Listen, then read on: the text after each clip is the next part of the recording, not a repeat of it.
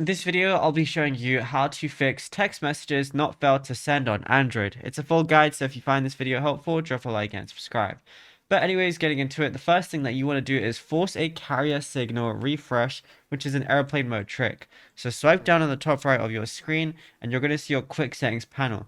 Now what you want to do is tap on the airplane icon, and then it's going to, turn it on. Wait exactly 15 seconds to allow your credentials to completely clear out. Then click the airplane button again, and that's going to turn it off. Now look at your top status bar, wait for your cellular signal bars to return, and try resending the failed text message block.